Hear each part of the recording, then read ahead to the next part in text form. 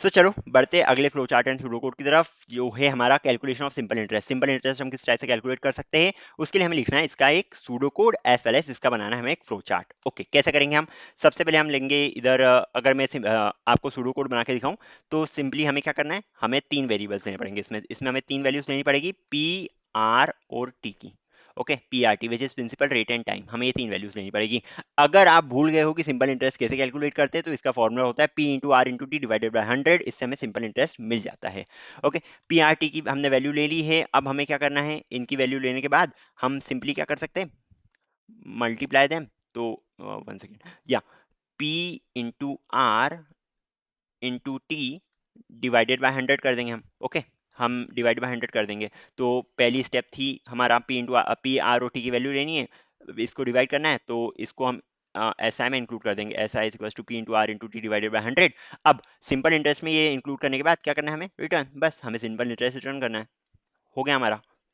इस टाइप से लिख दिया है मैंने। क्या ये सूडो कोड है? हाँ, बोल सकते हैं, बिकॉज सूडो कोड क्या होता है, सूडो कोड हमें माइंड में रखना है कि हमें क्या क्या करना है, हमें क्या क्या स्टेप्स परफॉर्म करनी है। सिंपल इंटरेस्ट हमें कैलकुलेट करना है, तो हमें तीन वैल्यूज लगेगी, जो है पी आर ओ टी की।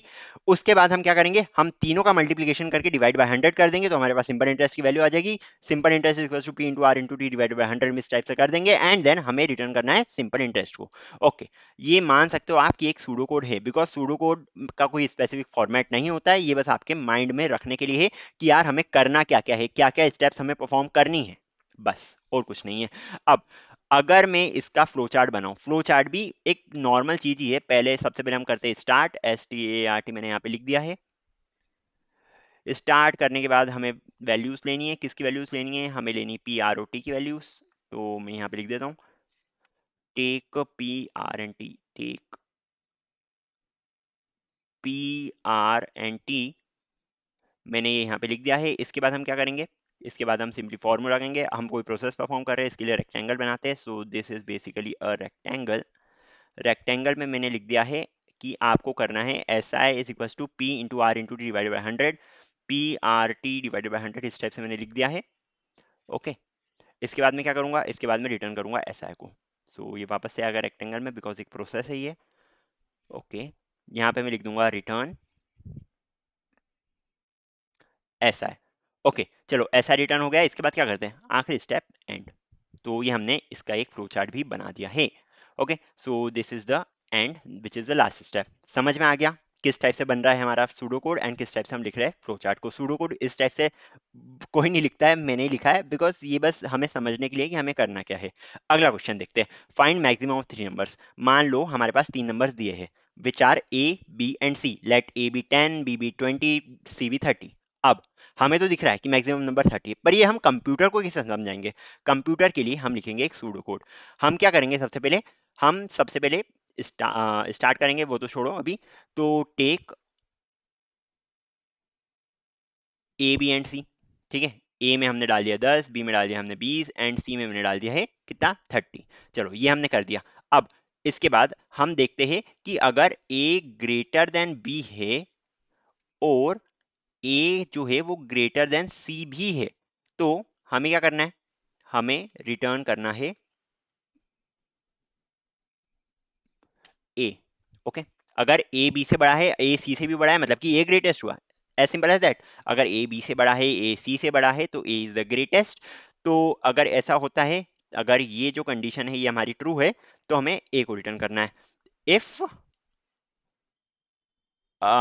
एक काम करो, ये जो है अगर फ्लो चार्ट में बना रहे हैं हम, तो यहाँ पे आप लिख सकते हो इफ के अंदर ये वाली कंडीशन है हमारे पास। ओके, या फिर आप क्या कर सकते हो, एल्स। अब हम कंपेयर करेंगे बी और सी को। तो अगर बी जो है वो बड़ा हो गया सी से, बी जो है बड़ा हो गया सी से, ए सबसे बड़ा नहीं है, मतलब कि ए ग्रेटेस्ट नहीं है, तो हमें इसको वापस कंपेयर नहीं करना है। एल्स इफ अगर बी ग्रेटर देन सी हो गया, तो हम क्या करेंगे, हम रिटर्न कर देंगे बी को।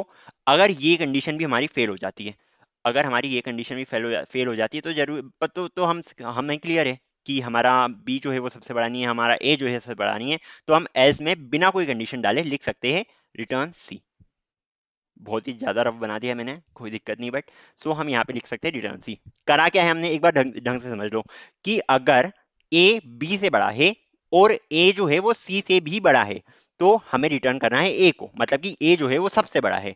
पर ऐसा नहीं होता है तो क्या होगा, क्या बी जो है वो सी से बड़ा है? अगर बी सी से बड़ा हो जाता है तो हम बोल सकते हैं कि हाँ बी जो है वो सी से बड़ा है, हम बी को रिटर्न कर देंगे। अगर ऐसा भी नहीं होता है तो हमारे पास क्या बचा, हमें पता है कि सी जो है वो सबसे बड़ा है, बस खत्म बात। इसका फ्लो चार्ट बना लेते जल्दी से, इसका थोड़ा इंटरेस्टिंग रहेगा फ्लो चार्ट। अगर मैं बोलूं कि ये जो आ रहा है आपका, दिस इज बेसिकली स्टार्ट।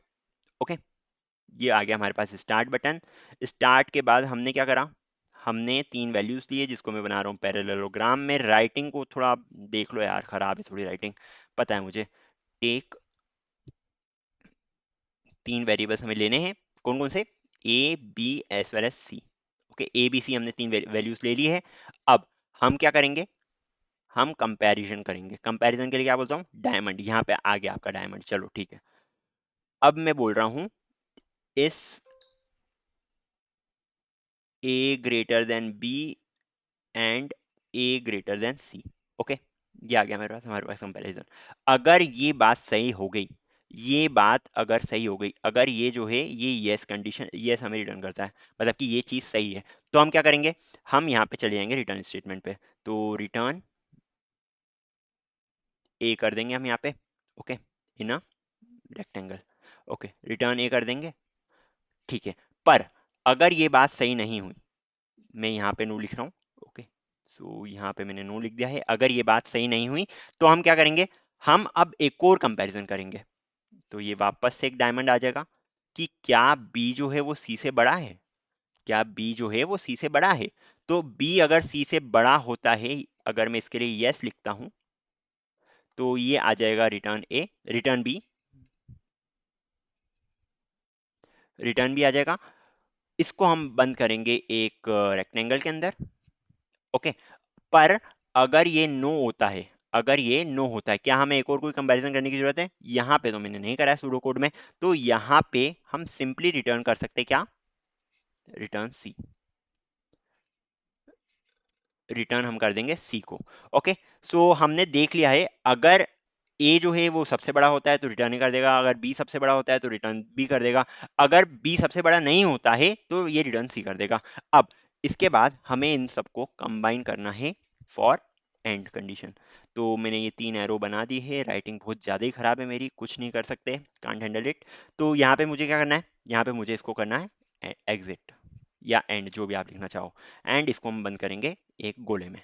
ठीक है, बन गया, अच्छा दिख रहा है। हाँ, राइटिंग खराब है इसलिए खराब दिख रहा होगा, बट फिर भी ये हमारा एक फ्लो चार्ट बन गया। एज वेल एज हमने सूडो कोड लिख दिया to find maximum of three numbers. बहुत सारे इस टाइप के क्वेश्चंस आपके लिए है मेरे पास। सो हम अगले वीडियो में दूसरे वाले केसेस को देख लेते हैं।